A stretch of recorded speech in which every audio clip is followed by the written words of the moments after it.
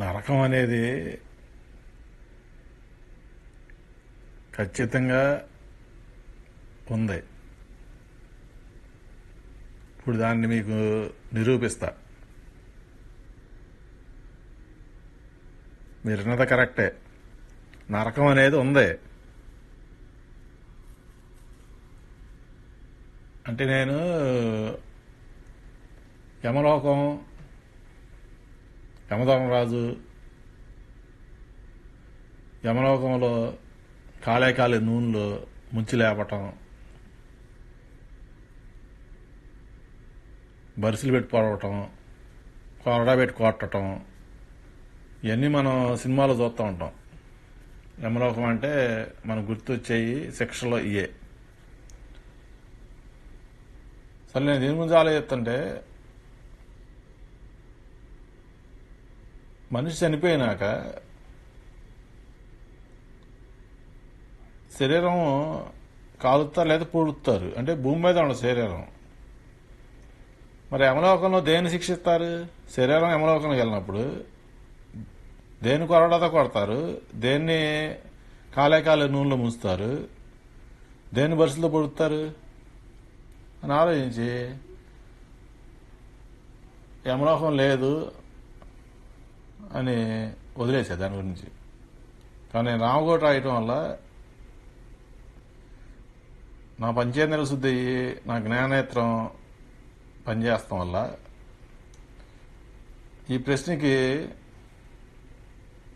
సమాధానం నాకు మరుసటి రోజు దగ్గరగా సమాధానం దొరికింది. ఇప్పుడు అదే మీకు చెబుతా. ఇప్పుడు ఒక మనిషికి ఆపరేషన్ చేయాలంటే మత్తు మందు ఇస్తారు. అంటే ఏదైతే అనస్థీషియా అంటే ఆ భాగానికి ఎక్కడైతే ఆపరేషన్ చేస్తున్నారో అక్కడ మత్తు మందు ఇచ్చి ఆ భాగానికి నొప్పి లేకుండా చేస్తారు. అంటే దాని అర్థం ఏంటి అంటే ఆ భాగంలో జీవ కణాలని ఆపుతున్నారు, ఆ భాగంలోకి వెళ్లకుండా, అంటే చచ్చిపోయేలా చేస్తున్నారు ఆ భాగాన్ని.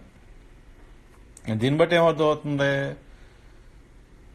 శరీరంలో జీవకణాలు లేకపోతే ఆ శరీర భాగానికి నొప్పి లేదు.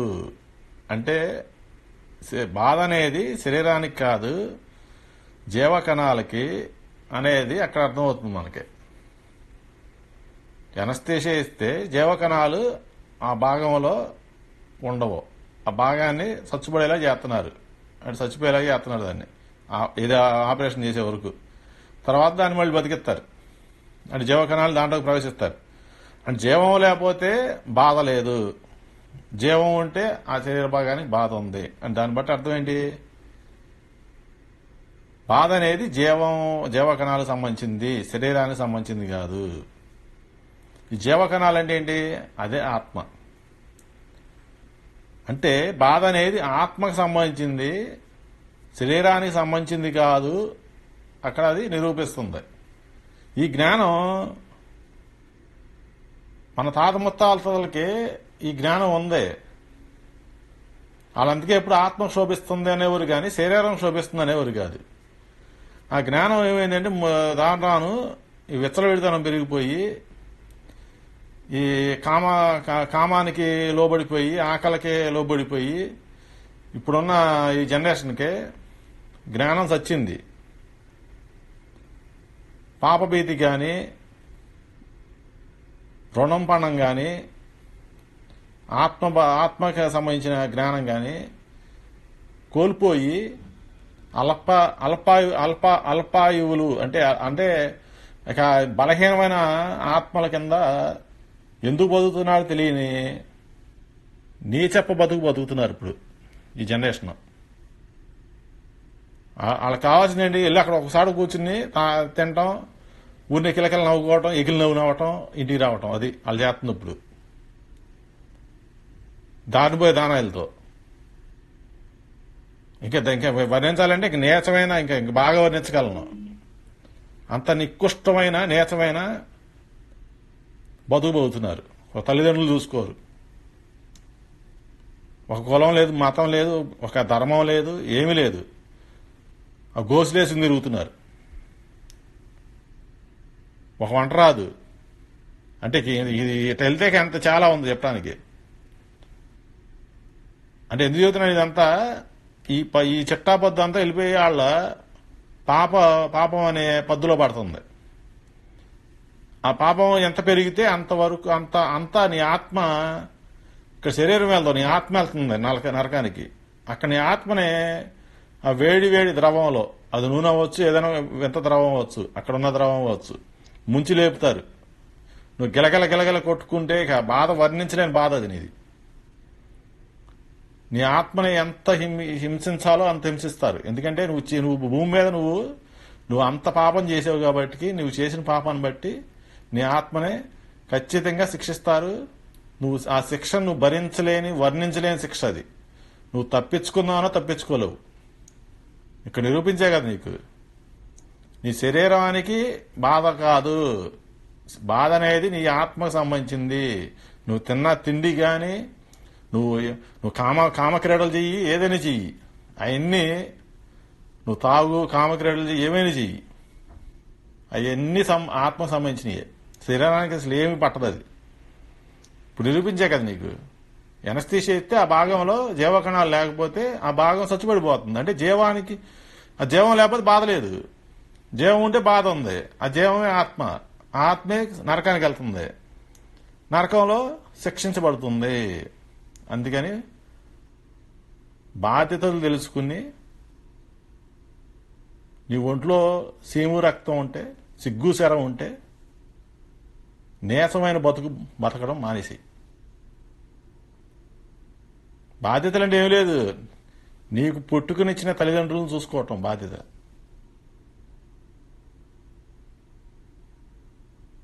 పిల్లలను కంటే పిల్లలను చూసుకోవటం.